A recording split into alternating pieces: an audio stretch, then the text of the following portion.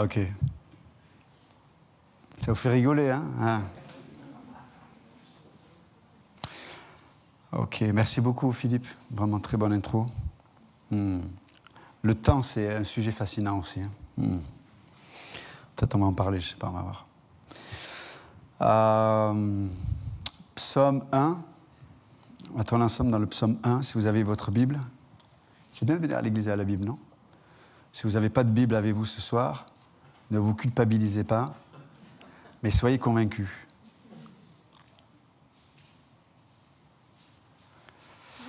Ok. On va le lire en entier, il est court, donc, mais il est tellement profond et beau.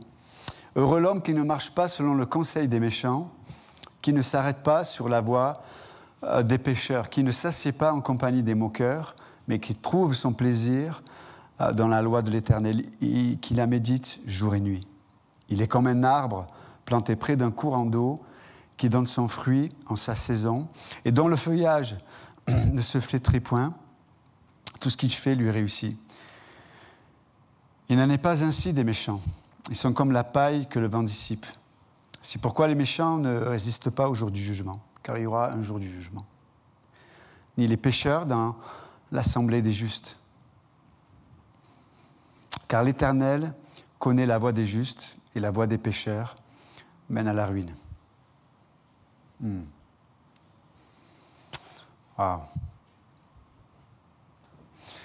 C'est un psaume incroyable parce qu'il nous parle du présent, il nous parle de nos vies, il nous parle de décisions sur quelle fondation on construit nos vies, on prend nos décisions, on dirige nos vies, mais il nous parle aussi de la fin aussi. Il va y avoir une fin.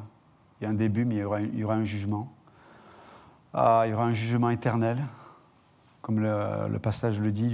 Il y a aussi, sous-entendu, ce jugement de ceux qui ne veulent pas de Dieu au milieu même de l'assemblée. Ils ne peuvent pas tenir au milieu de l'assemblée. Leur raisonnement, leurs pensées, leurs paroles ne pourront pas se tenir au milieu de l'assemblée. Et donc on s'était arrêté, je crois, au verset 2, je crois. Verset 3, on avait commencé, j'avais donné un peu une pensée, mais sur le fait que il est comme un arbre. Il est comme un arbre planté près d'un courant d'eau. Et c'est intéressant parce que le mot arbre, sa racine primaire signifie fermer, refermer quelque chose. Intéressant. Et l'idée, pas le mot, mais l'idée, on la retrouve dans Genèse 7, 19. Quand Dieu ferme la porte de l'arche de Noé. Dieu ferme. Et dans l'idée, c'est que ça parle de la sécurité, c'est d'être placé à un endroit de sécurité, un endroit qui est fermé, un endroit qui a été fermé par Dieu. On a été sécurisé. Donc celui qui médite jour et nuit la parole de Dieu, ça c'est notre part de donner une direction à notre préoccupation, de donner une direction à notre concentration, de donner une direction à notre pensée. Comme on l'a dit la dernière fois, on ne peut pas s'arrêter de penser, mais on peut donner une direction à nos pensées. Vous savez, voilà, on a des milliers de pensées qui viennent, des angoisses, des craintes, des joies, mais c'est comme si Dieu nous disait, mais là, tu peux orienter, donner une direction à ta pensée. C'est ça, méditer jour et nuit. Je donne une direction à la pensée. Et quand tu donnes cette direction, après, le reste, c'est la part de Dieu. Il dit, il est donc celui qui donne une direction à sa pensée en mettant la parole de Dieu. Donc la direction, c'est penser vers la parole de Dieu, etc. Dieu, il est comme un arbre. J'aime ça. Donc la racine primaire pour arbre, c'est être fermé, se fermer, c'est être protégé, être en sécurité. C'est ce que fait déjà d'abord la parole de Dieu. Vous avez remarqué que quelqu'un qui n'est pas qui est pas en sécurité, c'est quelqu'un que l'on retrouve dans le verset 1. Il fait quoi? Heureux l'homme qui ne marche pas. Tu sais, c'est comme quand tu n'es pas en sécurité, les gens, lorsqu'on n'est pas en sécurité, on est agité. Et dans les premiers versets, c'est l'histoire de quelqu'un qui est agité. Il n'est pas en sécurité. Hein. Heureux l'homme qui ne marche pas, il marche, il cherche, il dit quelle direction, qu'est-ce que je dois prendre, qu'est-ce que je dois faire, comment je dois penser, où je dois aller, et puis il demande. Mais il demande aux mauvaises personnes. D'accord ? Donc on peut voir que, alors que celui qui médite la parole de Dieu, il est placé en sécurité. Tu sais, c'est comme, il est placé à un endroit, et on va le voir tout à l'heure, il est placé à un endroit particulier, mais d'abord en sécurité. Parce que quand tu es en sécurité, comme on l'a dit dimanche, tu peux prendre un peu de recul. Tu peux regarder avec les yeux de Dieu. Mais quand tu n'es pas en sécurité, tu es agité par tes émotions, tu es agité par tes pensées, tu es agité par l'urgence de la situation. Tu es agité tellement par plein de choses. Et quand tu es agité, malheureusement, c'est là où tu prends conseil dans les mauvaises personnes ou dans les pensées qui ne sont pas de la part de Dieu. Parce que le conseil que tu vas chercher, premièrement, c'est un conseil qui va arrêter ton agitation.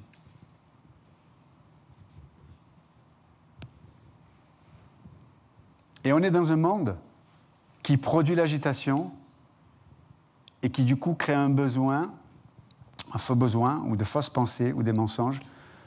Donc on crée le problème, mais le problème est créé pour nourrir un besoin de donner la solution qui avait été préparée en avance. Est-ce que vous êtes avec moi ? C'est ça le problème. Mais quand on médite la parole de Dieu jour et nuit, parce qu'autrement, vous savez, à quoi tu penses ? À quoi je pense autrement ? À quoi pense-t-on ? Des fois, les gens disent, mais pasteur, je ne peux pas, j'y arrive pas. Oui, mais à quoi tu penses ? Tu prends ta journée et tu dis, à quoi j'ai pensé toute la journée ? Mais selon à quoi tu as pensé le plus dans la journée, tu verras l'état de ton âme. C'est terrible, mais c'est comme ça.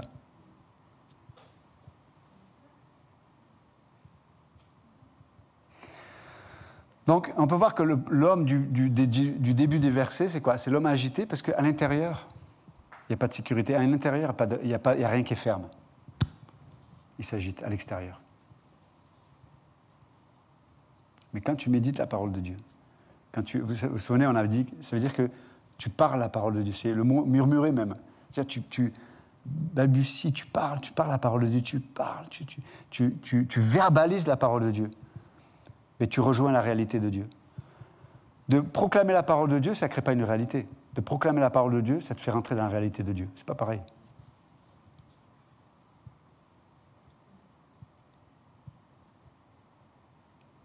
Et comment ta conscience peut être aiguisée à la réalité de Dieu si tu ne médites pas la parole de Dieu ? Et c'est pour ça qu'il dit « il est ». Et d'ailleurs, le mot « il est » en hébreu, ça parle ça parle de la conscience, ça parle de l'identité et ça parle de la réalité. Il est, en hébreu. Il a la conscience, il a la réalité, il a son identité. Je suis ce que je suis et voilà, je suis cet arbre. Je suis celui qui est en sécurité, celui qui est sécurisé par Dieu, sécurisé par l'œuvre accomplie, sécurisé par la nature de Dieu. Je suis cet arbre. Il n'y a rien qui peut pénétrer. Parce que Dieu a fermé, comme dans Genèse 7, c'est Dieu qui a fermé la porte. C'est extraordinaire, non ? C'est pour ça que Noé était en sécurité. Dieu a fermé la porte. L'eau n'est pas rentrée. Il n'a pas été noyé, ils ont été protégés du jugement de Dieu. Vous savez, pour nous sanctifier, qu'est-ce qui sanctifie le jugement de Dieu, non ? Mais comment le jugement de Dieu me purifie au lieu de me détruire ? D'être placé dans la sécurité. Et être placé dans la sécurité de Dieu, c'est en Jésus-Christ. La miséricorde. Dieu ne me donne pas ce que je mérite. Et la grâce, Dieu me donne ce que je ne mérite pas. C'est dans cette seule sphère-là que le jugement de Dieu, la pensée de Dieu... Tu sais, c'est pas facile comme jugement quand Dieu dit, mais la seule place pour ta chair, c'est de mourir. C'est pas très agréable. Le matin, tu te lèves, tu dis, il faut que tu meurs aujourd'hui, tiens. Dans telle situation, c'est injuste, on t'a mal parlé, on ne t'a pas considéré, ou tu as des désirs, etc. Ça ne correspond pas à ce que la parole de Dieu dit. Et Dieu dit, mais meurs. Bon, c'est pas très... C'est pas, tu vois, si quelqu'un d'autre te le dit, même ton mari ou ta femme te le dit, elle va comprendre très, très, très rapidement que tu ne t'apprécies pas. C'est vrai ou pas ? Pourtant, c'est ce que Dieu nous dit, non ?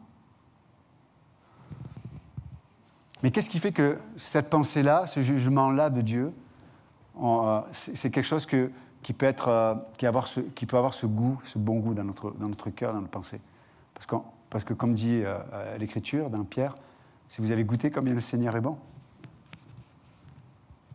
Parce que la mort de ma chair, c'est dans la gloire du Père. Ici-bas déjà. Donc, être en sécurité déjà. Parce que Dieu m'a... donc, ma part, méditer, et après, il est comme un arbre. Et j'aime... La suite, c'est quoi? Planter. Et en hébreu, dans ce passage, être planté, ou littéralement, c'est être transplanté. C'est-à-dire que l'arbre, je ne le crée pas. C'est-à-dire, ce que je dois être, je n'ai pas à le créer. Ça vient de Dieu. Et c'est Dieu qui le place dans mon expérience. C'est-à-dire la patience, la joie, l'amour, la fidélité, la bonté, etc. Tout ce que la situation demande, mais je n'ai pas besoin de le produire.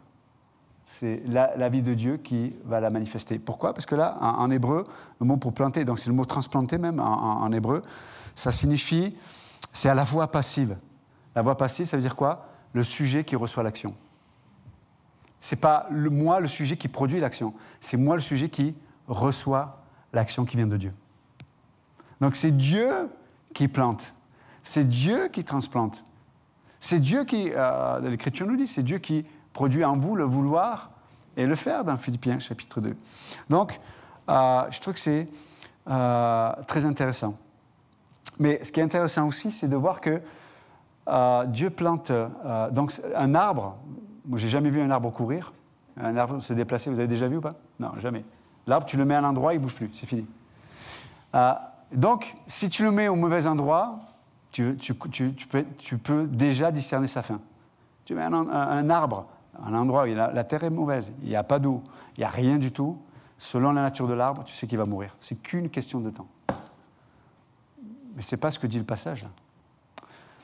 L'arbre qui, lui, ne peut pas se déplacer, il va être placé à l'endroit où il y a le mouvement de Dieu. C'est ça la différence. Dieu place l'arbre dans ma vie, là où il va y avoir le mouvement de Dieu, là où Dieu agit. Et c'est d'autant plus vrai que le mot en hébreu pour courant d'eau, ça peut être traduit par aussi un canal artificiel. Quelque chose qui n'était pas là, mais qu'on amène. Ça veut dire que ma part, c'est de méditer la parole de Dieu. Dieu plante en moi ce qu'il doit planter, cette sécurité, cette identité, etc., etc.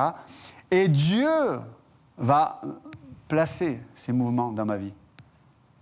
Mais pas n'importe quel mouvement. Les mouvements qui font vivre l'arbre. Parce que là, on parle des courants d'eau. Et le mot courant d'eau, ou ruisseau, selon les traductions, la racine primaire aussi du mot, ça signifie partager, ouvrir ou fendre. Tu sais, c'est qu'il y a un endroit, il n'y avait rien, il n'y avait pas d'eau, il n'y avait rien.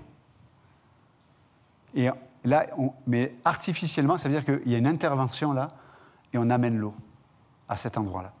C'est-à-dire que des fois, il y a des domaines de nos vies, il n'y a rien. C'est sec, c'est le désert, mais rien. Et pourtant, c'est à l'endroit où Dieu nous a placés. Vous voyez? Dans une amitié, dans un engagement, tu t'es engagé quelque chose, etc. Et puis aujourd'hui, voilà, il n'y a rien, il n'y a plus rien, on ne s'entend plus, on ne comprend pas, on ne se comprend pas, je ne me comprends pas, je ne sais plus. Je prie Dieu, j'entends rien. Même moi, je me fatigue. Ça vous arrive aussi de vous fatiguer ou pas? Hein? Moi, rarement, mais je sais qu'il y en a qui me fatiguent. Non, non, je me fatigue des fois, mais il n'y a rien. Mais au lieu mais on a deux, et là, tu as deux options.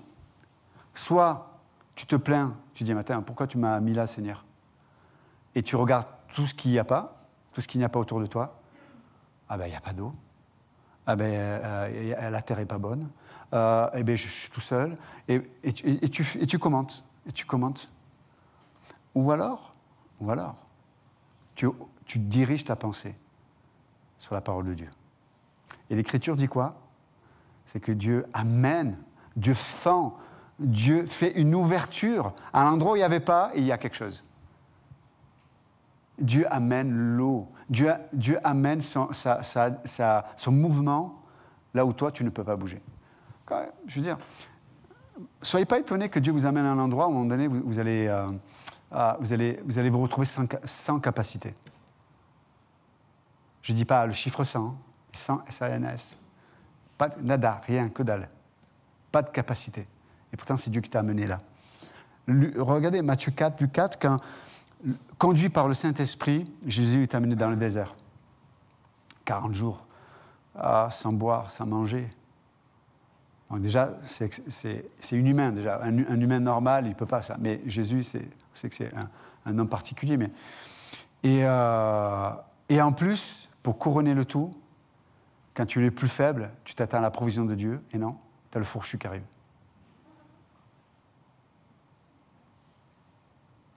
Et pourtant, Jésus a proclamé sa méditation. Il est écrit. Il est écrit. Tu sais, le problème, c'est que comme on ne médite pas, on ne garde pas, on ne proclame pas, on ne parle pas de la parole de Dieu, quand telle situation arrive et qu'il faut payer l'addition, on n'a rien dans nos poches. Notre âme, nos émotions n'ont pas la capacité de dire « il est écrit ». Nos raisonnements n'auront pas la capacité de dire « il est écrit ». Notre regard n'aura pas la capacité de dire « il est écrit ». Pourquoi ? Parce qu'en amont, on n'a pas dirigé notre pensée sur la parole de Dieu. La parole de Dieu nous donne une sagesse qui est extrêmement importante. Vous savez, j'aimerais moi aussi que les choses se passent et puis les situations arrivent et puis tu sors d'un chapeau, une provision de Dieu, et puis tu pries, dis Seigneur, donne-moi cette provision, et là tu as une joie qui vient, Seigneur, il y a un péché, Seigneur, enlève ce péché, le péché s'enlève, Seigneur, lui il me gêne et le Seigneur l'enlève. Non, ça c'est autre chose. Mais il y a eu des rires de tout cœur là. Il y en a qui pensaient à quelqu'un, je ne sais pas qui, mais cela ne me regarde pas. Mais vous voyez ce que je veux dire? On aimerait, tu vois, voilà, Seigneur, il y a ça qui m'empêche de te suivre et tout. Elle fait disparaître. Mais Dieu dit non. C'est heureux celui qui médite jour et nuit. Encore une fois, qui dirige, qui littéralement qui prend sa pensée là et qui la met dans la direction de la parole de Dieu. Et qui parle. Et on rejoint la réalité de Dieu. On parle, on médite, on parle. On se parle à soi-même. Et écoutez bien, c'est très important de se parler à soi-même avec la parole de Dieu. Parlez-vous vous-même avec la parole de Dieu. Si vous n'arrivez pas à l'apprendre, en même temps, on a des téléphones tout le temps avec nous avec des Bibles. Mais c'est plus pratique d'apprendre des versets. Parce que tu peux rapidement te le citer à toi-même. Vous voyez ce que je veux dire ? Et parce que du coup, ça crée c'est comme l'exercice physique, mais ça crée un muscle dans ton âme. Vous voyez ? Et quand il y a des situations d'urgence, tu as un petit muscle qui est là. Et du coup, tu n'es pas débordé dans la situation.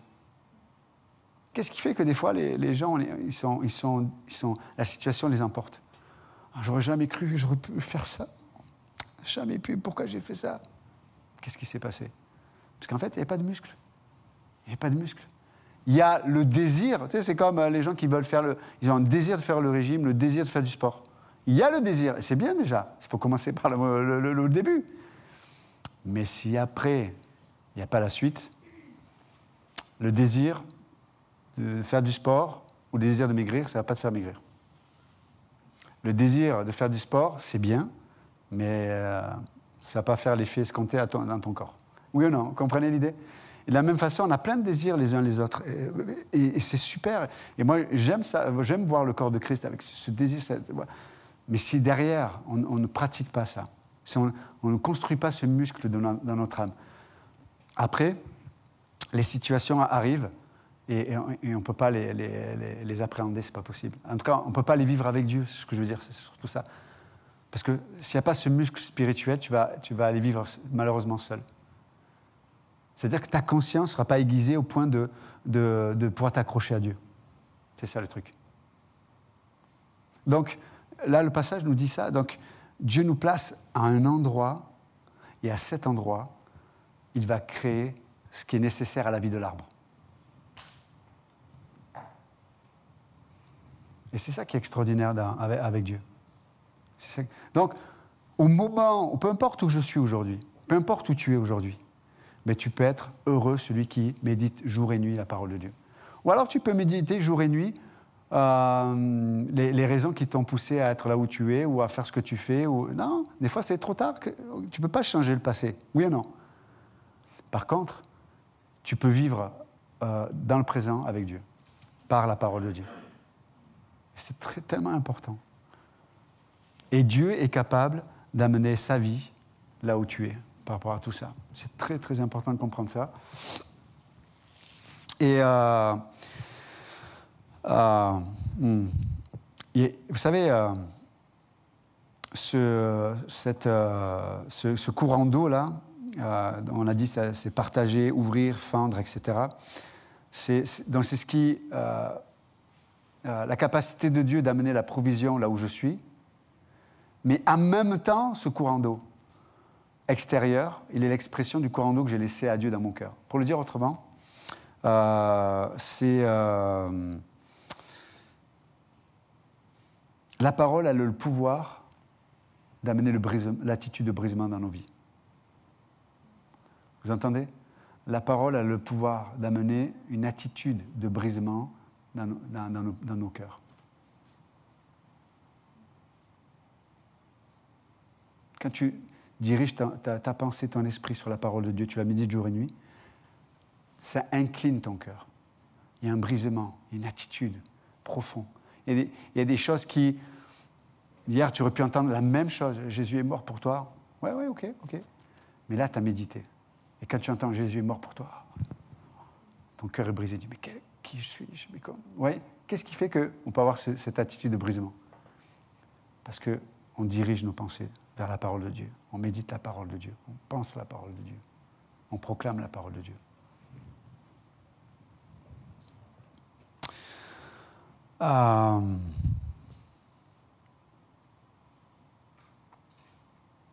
Après, le psalmiste continue. Il dit, mais il est donc planté près d'un courant d'eau qui donne son fruit en sa saison. Qui donne son fruit en sa saison.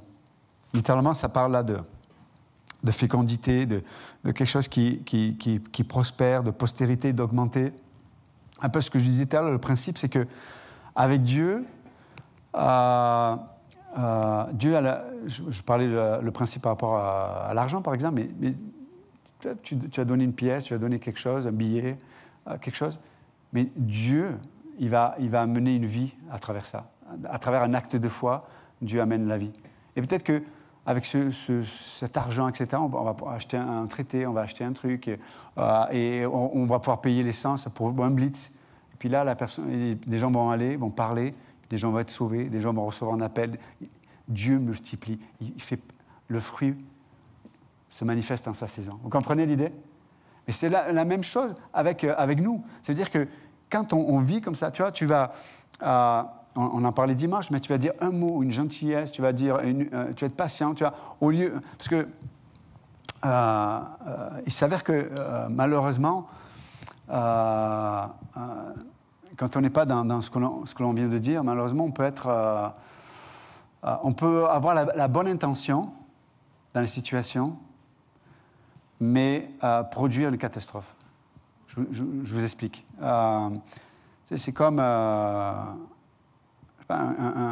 gars qui... on appelle ça comment, pour les tuyaux de gaz, là, c'est des...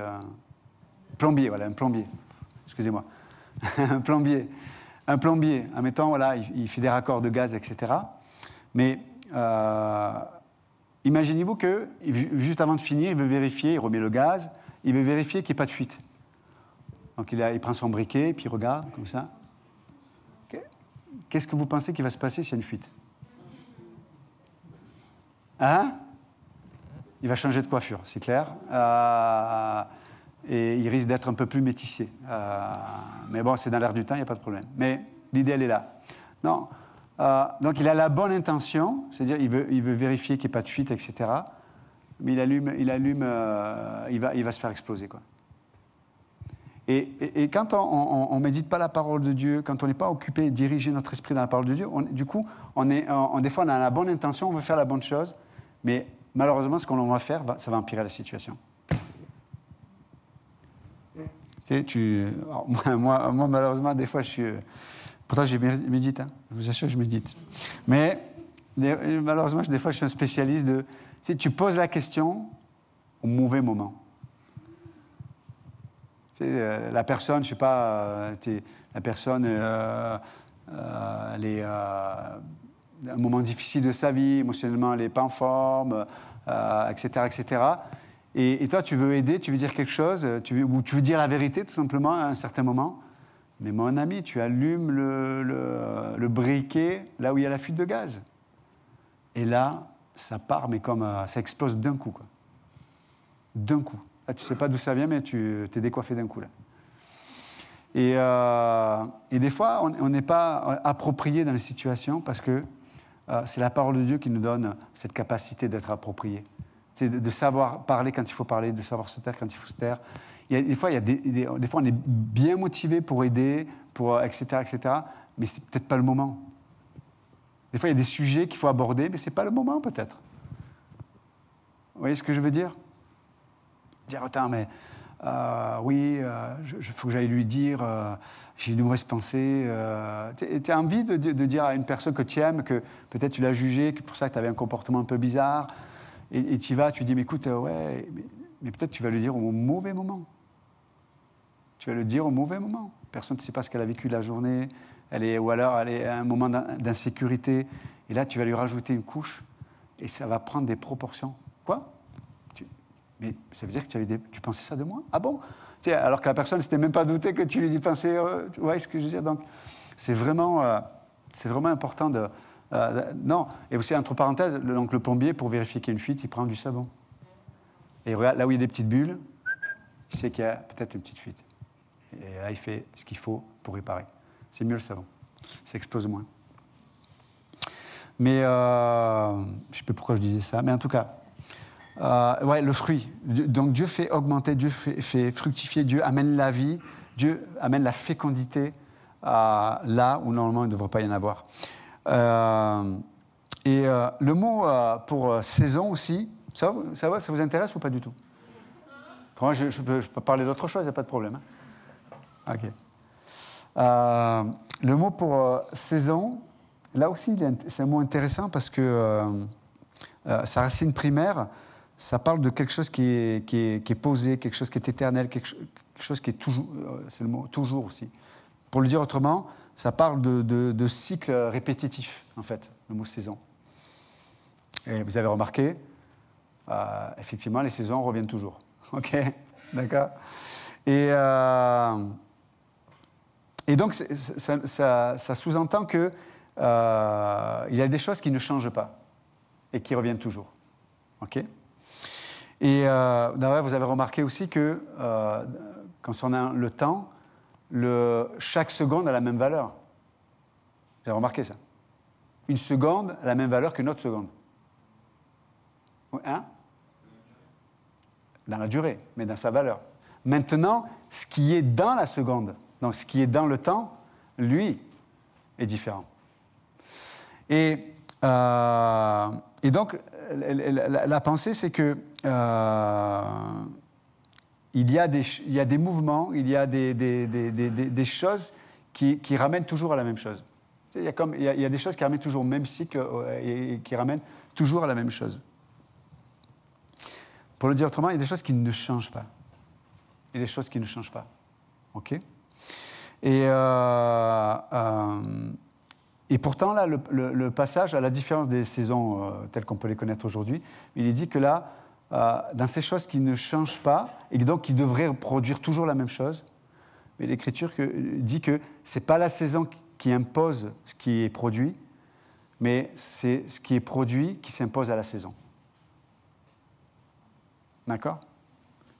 OK. Et vous venez le jeudi, je vous fais travailler un peu. Vous croyez quoi? Vous venez là, les mains dans les poches, je dis, ben vas-y. Pour le dire autrement, c'est pas. Donc quand je dis que c'est. En général, c'est la saison qui impose, par exemple, les fruits. Il y a tels fruits de saison, tels légumes de saison. Vous êtes d'accord avec moi ou pas? OK. Mais là, l'idée, là, qui porte son fruit en sa saison, etc., et dont le feuillage ne se flétrit point, entre parenthèses, en général, il y a le cycle ça se flétrit, etc.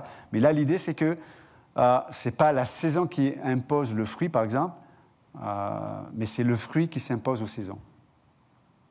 D'accord? Donc, on peut le dire autrement. Peu importe les saisons ou les cycles qui se reproduisent, l'amour de Dieu peut s'imposer à chaque instant.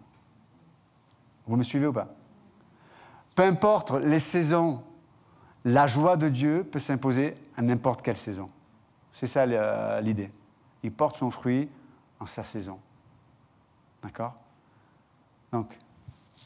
Donc c'est la vie qui est dans l'arbre, il a une saison en lui-même, l'arbre. Et il se manifeste à l'extérieur. Ça a du sens ou... OK. Parce que là, votre regard, c'est l'aire d'autoroute.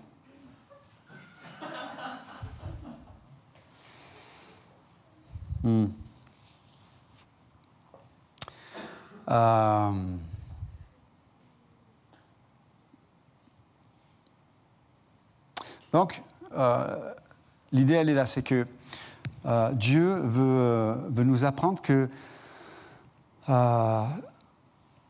sa provision, elle va se manifester en elle-même, mais sur le terrain premier de la méditation, de la parole de Dieu. C'est-à-dire l'espace que tu as laissé à la parole de Dieu dans ton âme, dans tes pensées, c'est ce qui va permettre à Dieu de faire son œuvre dans ta vie et de faire son œuvre à travers ta vie. C'est ça l'idée. Donc, je trouve très intéressant. Et après, il est dit que donc, il ne se flétrit pas, cette feuille qui a poussé, qui s'est élevée, elle ne se flétrit pas. Ça veut dire qu'elle ne défaille pas, elle n'est pas épuisée, elle n'est pas fanée. La conjugaison, même si ce n'est pas une conjugaison, mais en tout cas la conjugaison du verbe, c'est un cal. Mais le mot là, en hébreu, de ne pas se flétrer, est un cal dans le passage là, et ça signifie être un imbécile, agir sottement. C'est-à-dire que celui qui a le feuillage qui ne se flétrit pas, pour le dire autrement, c'est quelqu'un qui n'agit pas bêtement, sottement. C'est quelqu'un qui n'agit pas de façon stupide. Parce que des fois, on peut avoir des réactions stupides. Des fois, tu parles avec des gens, tu leur dis, mais si tu penses comme ça, si tu fais ça, mais malheureusement, voilà ce que ça va faire, et tu l'as déjà expérimenté. Mais la personne reprend les mêmes ingrédients, refont les mêmes choses en pensant que le résultat va être différent. Eh non, le résultat va être le même. Le résultat va être le même. Donc, là, l'Écriture nous dit que, mais par contre, celui qui médite jour et nuit la parole de Dieu, il a un feuillage, c'est-à-dire il a une identité, parce que la feuille, c'est ce qui te couvre. La feuille, c'est ce qui te... on voit dans Genèse 3, il cherche une feuille pour se couvrir les domaines de fragilité, couvrir les domaines qui pourraient être des domaines de honte, de culpabilité, de crainte, etc. Dieu produit un feuillage, une couverture, Dieu produit quelque chose qui t'habille, mais qui ne se flétrit pas. Vous imaginez, tu t'habilles, puis quand tu sors, le truc s'est réduit, il est tout petit. Vous imaginez? Waouh! Là, tu serais vraiment désécurisé. D'ailleurs, entre parenthèses, tu ne sortirais pas, au cas où. Vous imaginez l'idée? Mais non, là, l'Écriture dit que... il y en a de l'imagination, je vois. Mais là, le passage dit que non, son feuillage ne se flétrit pas. C'est-à-dire qu'il y a de la sagesse, il n'y a pas de la stupidité. C'est-à-dire que même des fois... parce que des fois, on peut être... pour le dire autrement, Dieu nous garde de la séduction. Parce que des fois, on peut t'amener des arguments rationnels, mais en toi, il y a comme une voix qui te dit « Ils ont raison, mais non, tu peux y aller là. T'en fais pas, ça va se passer différemment. » Puis les gens y vont, et ils dégustent après. Les gens, et donc, c'est très important de comprendre que non, son feuillage ne se flétrit pas. Il n'y a pas d'incohérence avec la pensée de Dieu, avec la parole de Dieu. Et quand on se confie à la parole de Dieu, on ne sera jamais nu. On ne sera jamais stupide. On ne sera jamais incohérent avec la nature de Dieu. Et ça, c'est vraiment important. Et donc, la parole de Dieu, elle a vraiment par l'Esprit de Dieu, elle est quand même incroyable parce qu'elle nous garde de ce qui est extérieur, mais elle nous garde de ce qui est à l'intérieur. Vraiment. Et tout ce qu'il fait lui réussit. C'est-à-dire que ce qu'il produit lui réussit. Pourquoi ? Parce qu'il est d'abord, avant de faire. Parce qu'il est occupé avec la parole de Dieu.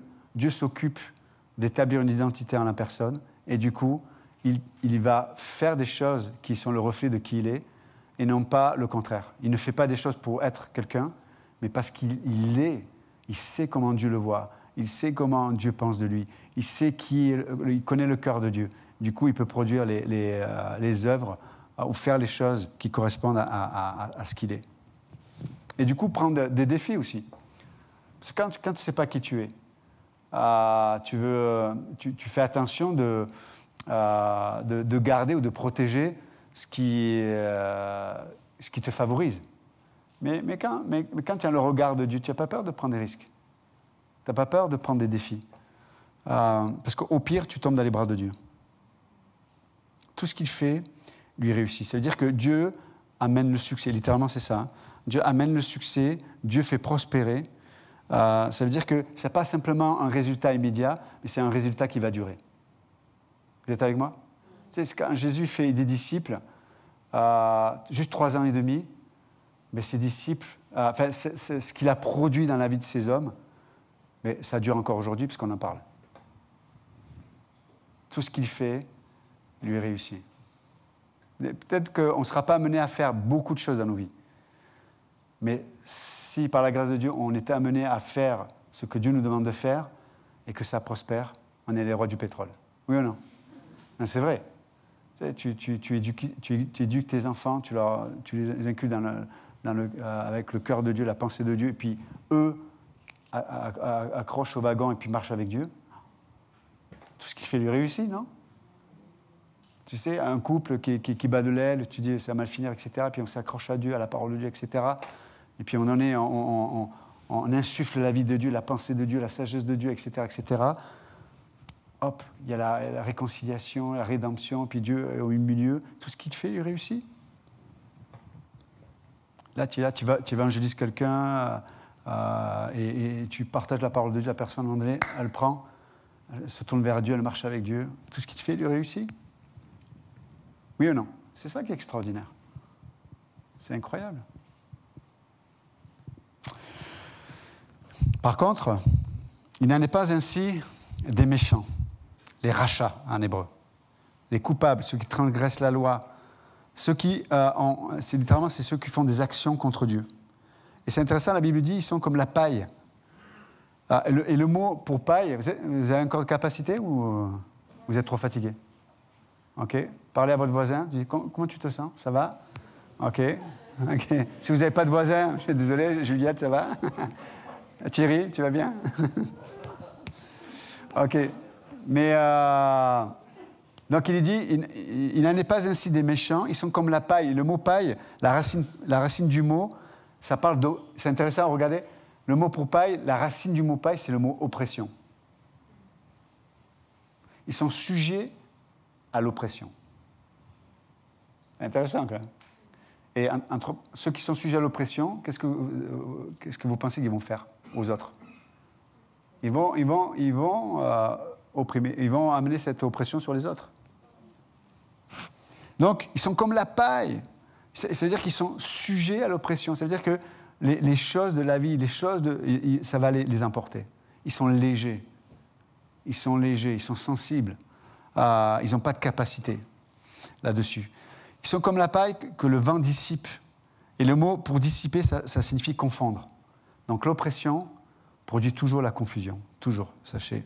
Ça toujours avec. Confusion, l'agitation, etc., etc. Et donc moi je trouve que c'est intéressant la sagesse qu'il y a là-dedans. Le méchant, donc celui qui a des actions contre Dieu, c'est dans le sens que il ne s'accorde pas avec la pensée de Dieu, il ne s'accorde pas avec le cœur de Dieu, il ne s'accorde pas, il ne se remet pas en question, en vérité. Il remet en question tout le monde, sauf lui-même. Il est, comme on le disait mardi au cours de Doctrine appliquée, il ne faut pas oublier que le fondement de la vie chrétienne, mais c'est très important de comprendre ça, le fondement de la vie chrétienne, c'est le trône de miséricorde. Donc il y a des gens qui ne peuvent pas pardonner, ils jugent dans leur cœur et leur jugement fait qu'il n'y a pas de sagesse, il n'y a pas d'amour, il n'y a pas de pardon, il n'y a pas de patience, il n'y a pas cette idée de « ok, peut-être que la personne m'a blessé, ok, peut-être, c'est vrai, mais est-ce qu'elle s'est repentie ? Est-ce qu'elle a changé d'attitude ? Est-ce qu'elle, comme on le disait dimanche aussi, est-ce qu'à son niveau à elle, est-ce que tu vois qu'elle fait des efforts pour grandir avec Dieu ? Et si peut-être toi, tu n'as pas les yeux pour le voir, mais si dans le corps de Christ, les gens le voient, que cette personne laisse Dieu faire ce travail-là, toi, tu dois t'accorder avec Dieu. Ne sois pas méchant, le rachat, là. N'est pas des actions contre Dieu. C'est-à-dire que Dieu est en train de travailler dans la vie des gens, et toi, tu t'opposes à ce travail dans la vie des gens. C'est ça le méchant. Mais tu vas être comme la paille qui le vent dissipe. Ça veut dire qu'il y aura, comme je l'ai dit, tu vas être exposé à l'oppression et tu vas vivre dans plein... Et au début, ça commence doucement. Petites oppressions avec des petites confusions. Mais ça va se multiplier un peu. Si tu ne juges pas en miséricorde, si tu n'as pas pour fondation la miséricorde dans ta façon de voir les autres, ta façon de voir la situation, ta façon de te voir toi-même, ces choses-là vont se multiplier. Comme de la gangrène. Vous entendez ou pas ? Et la Bible est claire avec ça. Et regardez bien, il ne résiste pas, on l'a dit tout à l'heure, il ne peut pas se tenir devant le jugement de Dieu. Il peut se tenir sur son propre jugement en disant « Non, mais j'ai raison, c'est comme ça. Ouais, mais là, c'est ton jugement qui s'appuie sur ta propre nature. Ton jugement ne résistera pas au jugement de Dieu. » Vous comprenez ? Et après, il continue. Et le pécheur non plus dans l'assemblée des justes. Donc, là, j'ai fini l'exposé en tout cas du psaume 1. Mais ce soir, c'est vraiment, j'espère qu'on peut capter cette notion dans ce passage, dans ce psaume. C'est de réaliser que Dieu nous donne tous les éléments, l'élément essentiel pour être heureux, cette béatitude. Et ça ne demande pas d'avoir fait 20 ans de théologie. Ça ne demande pas d'être Albert Einstein. Ça ne demande pas... Non, ça ne demande pas d'avoir un passé nickel. Moi, mon passé, ça va, ça me permet de... Non, même si ton passé était chaotique, même si tu as souffert, même si tu as eu des choses difficiles, la Bible dit que la béatitude, cette proposition d'être heureux en Dieu, elle est pour toi, elle est pour moi. Mais tout se trouve dans ce que dit ce passage, méditer la parole de Dieu jour et nuit, donner une direction. Autrement, je vais être le personnage des premiers versets, complètement agité. Et regardez, d'abord il est agité pour trouver la direction, il demande des mauvais conseils, du coup il s'arrête, et à la fin il est quoi ? Paralysé, assis. Il ne bouge plus. On appelle ça la mort. On appelle ça la mort. Or que nous, on est d'abord assis en Jésus-Christ, on est mort en nous-mêmes. Mais c'est là que la vie va couler. Amen. Que Dieu vous bénisse. Merci.